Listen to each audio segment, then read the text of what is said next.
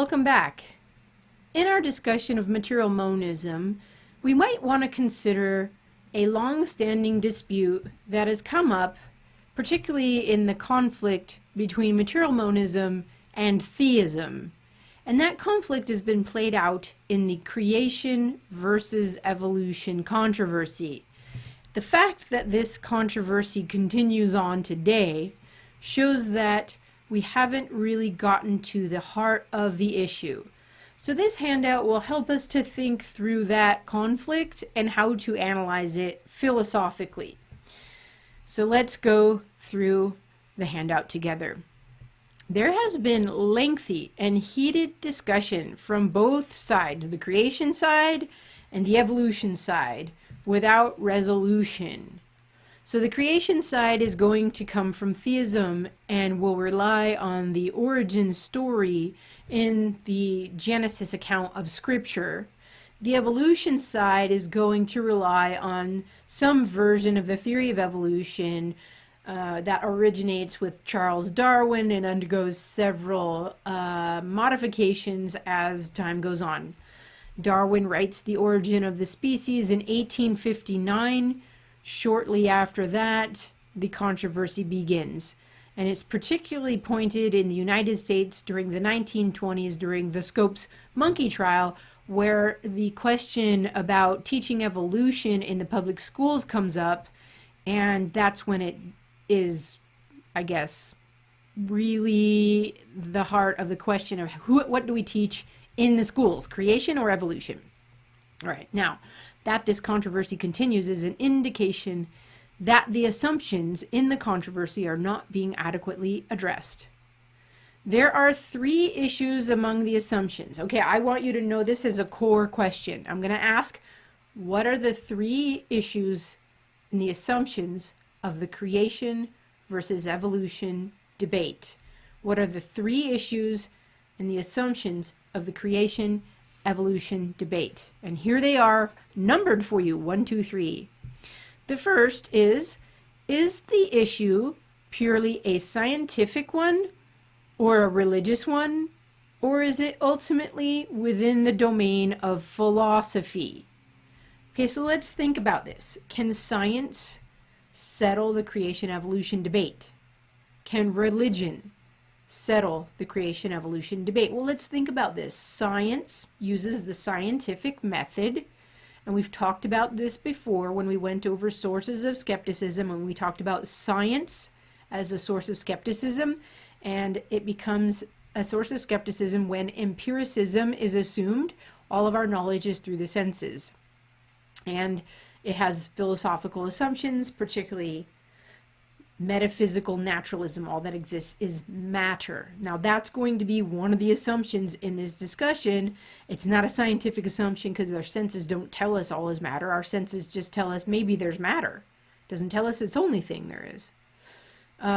Religious.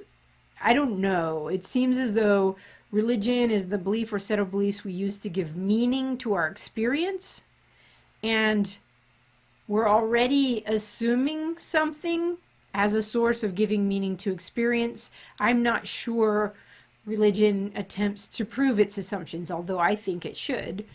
But philosophy does. Philosophy, the job of philosophy is to say, whoa, there are assumptions in this conversation. Let's look at them. Science, you have material monism as your assumption. Religion, you have theism as your assumption. Material monism and theism are philosophical positions. It's not a scientific question. It's not a religious question. It's a question for philosophy. And that's where we can say, come, let's do metaphysics together. This requires key analysis of the key concepts of what is science, what is religion, and what is philosophy. I'm going to say this is an issue for philosophy. The philosophy class is where we should talk about the creation evolution debate. It also requires analysis of fact, data, presupposition, and interpretation. All right, so we talked about this when we mentioned science as a source of skepticism. Remember, we have our epistemology, the ground. We have our metaphysics, the foundation. We have our ethics, the house, and we're in the house looking out. We have interpretation, we have experience coming through and interpretation coming out. So we have data that's coming to us all the time in the form of experience. We have to interpret that data in light of our presuppositions, basic beliefs, particularly metaphysics, and what comes out we call fact.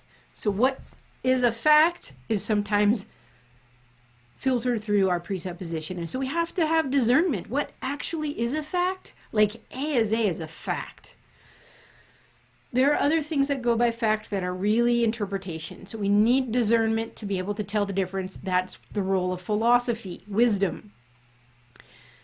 That's number one. So is the question science, religion, or philosophy?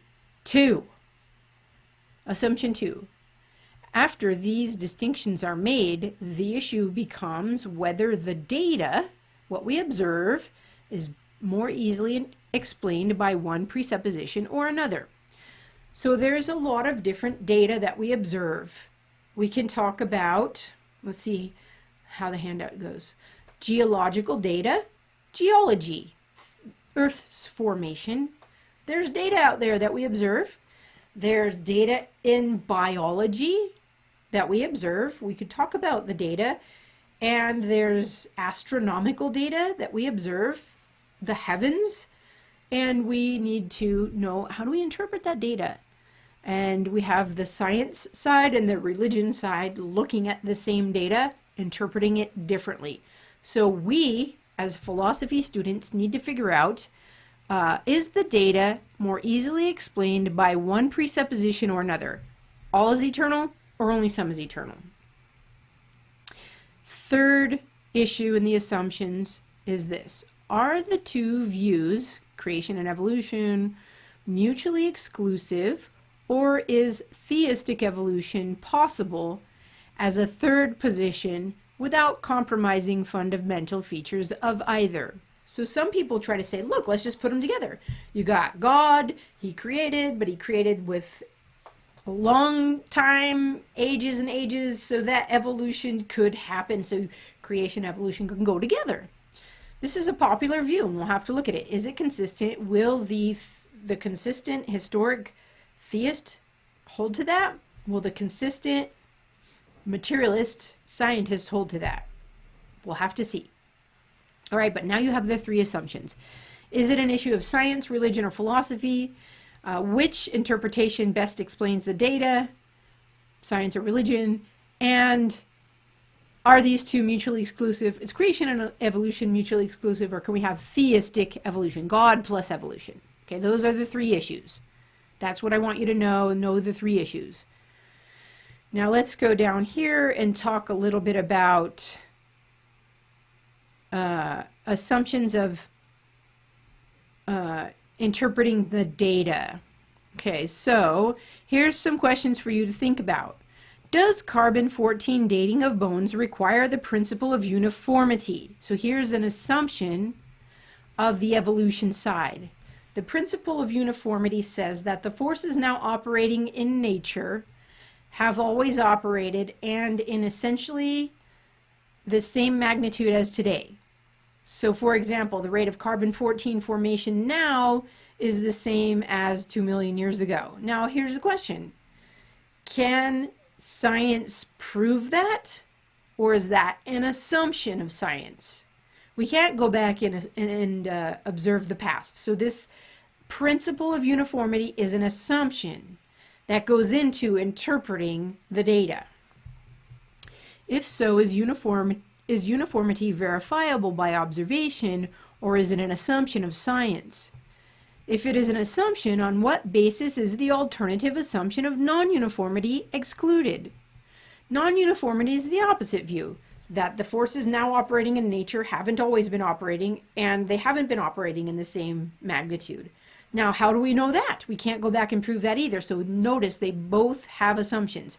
The creation side, non-uniformity. The evolution side, uniformity. Both assumptions that we can't go back and observe, so they're philosophical assumptions. If non-uniformity is allowed in some places, must it be allowed elsewhere? And if it is disallowed, must it be disallowed everywhere? So if we're going to go with one assumption or another, are we going to consistently apply it? Do we want to see the consistency of the application of an assumption? Does consistent uniformity allow only natural forces to be used in explanation? And if so, does uniformity rest on the assumption of material monism? That gets to the heart of the matter. If material monism is a root assumption in the controversy versus spiritual monism, dualism, or theism, the alternatives on the square of opposition, can this be resolved by the scientific method or by appeal to revelation? Or is it within the domain of philosophy to be resolved by critical analysis of basic belief? So you need to think about that. Can philosophy show us the assumptions of material monism and of theism, which are the two views that are in the heart of this dispute? All right, let's look at number 2 here. And there are a series of questions here. We'll have to think it through, and you'll have to think about a geology class you've taken and even a biology class you've taken somewhere, earth science perhaps. Is the data that we observe best explained by the principle of uniformity, material monism, or non-uniformity? Non-uniformity would be any form of catastrophism. For example, in the theistic view, they talk about the global flood in the book of Genesis. So that is a non-uniform event where something miraculous and catastrophic happened. Now, to rule out miracles altogether would be an assumption of the uniformity side. All right, so here's some data to think about. Fossil beds. Think about where fossils are. Fossil beds are where mass animal graves are. So fossils take a water source, they take minerals leaching out of that water source and replacing biological sources with minerals. Like bones are biological sources that get fossilized by minerals replacing that the cells. So fossil beds are where there are huge amounts of animals buried all at once with the right conditions to make fossils. So you have to ask yourself, is this a uniform process or a non-uniform process? Coal beds is where plants are buried, and they're buried in such a way that they make coal. And coal is a scarce resource, so coal is not usually being formed now. You have to ask yourself, is this a uniform process or a non-uniform process? Also ask about oil. Oil is buried deep within the earth. They say it's a biological source, perhaps dinosaurs, dead dinosaurs. It is also a scarce resource, non-renewable resource. Is it a uniform process or non-uniform process that buries the animals, plants that make fossils, coal, and oil? Sedimentary strata is the stratification of the Earth's crust. How did it get stratified? Is that a uniform process or non-uniform process? And I'm not talking about the erosion of the stratification, just the laying down of the layers of rock. How did that happen? Uniform or non-uniform? Mountain uplifts, where you have huge places where mountains have grown. Are mountains currently being formed today, or is it little by little they uplift? Is that is mountain formation, original mountain formation, a uniform process or a non-uniform process? Volcanic plateaus are areas of volcanic outflow the size of the state of Washington. Do you see that happening today? Is it a uniform process or a non-uniform process? Ocean levels has to do with the depths of the ocean. There are places in the ocean that are deeper than the Grand Canyon. How did those canyons under the ocean get formed? Uniform or non-uniform process? Meteorological changes have to do with the polar caps. Those places were once temperate zones and now they're frozen over, and they think it froze over in a very quick way such that the animals there are frozen with food still in their mouths. Is that a uniform or a non-uniform process? I hope it's not something that happens regularly. Now you have to ask, were these formed by Were these formed gradually by forces operating at the present rates, or were there catastrophic forces at work at some time in the Earth's history? Now, questions about evolution itself, the process of evolution. We have to ask, what is evolution? We can define evolution in two ways. Macroevolution is the change of one species to another species. And they say this is something that has happened by the gradual accumulation of micro-mutations, where micro-mutations are changes within a species. Micromutation, changes within a species. We do observe this happening. We can see this happening.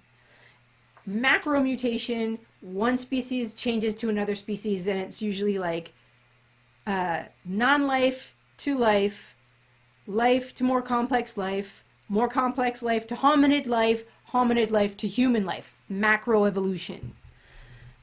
So we have to ask these hard questions. Can micromutation be explained as the gradual accumulation of micromutation? I read that wrong. Let's start that again.